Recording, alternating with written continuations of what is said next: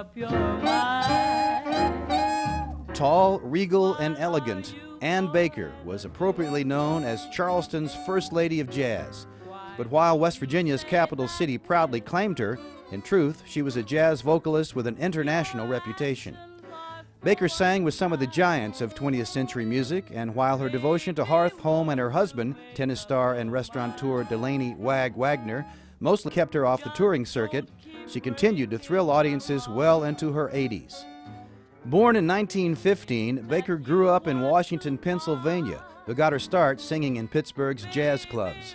She would be discovered by the great Louis Armstrong, who added her to his big band in 1943 and remained a lifelong friend.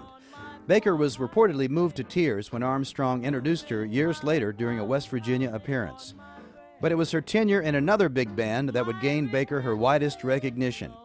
In 1946, she replaced Sarah Vaughan in the Dream Band of vocalist Billy Eckstine. The lineup included at various times legends such as Miles Davis, Charlie Parker, Art Blakey, and Dexter Gordon.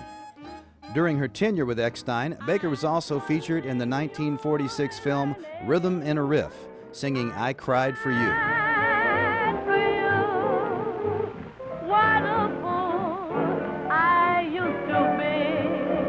As big bands fell out of style at the start of the 50s, Baker settled down in Charleston, but didn't stop performing. She and her husband operated Wag's Barbecue, and later a popular West Side nightclub known as the Shalimar, which hosted a succession of big names who passed through town, including Nat King Cole, Lionel Hampton, and Errol Garner. Baker would frequently set in with the band and perform locally with such combos as the Earl Tate Trio, the Francis Taylor Trio, and the Billy J Trio. In later years, Baker became an institution at the West Virginia Jazz Festival. You've changed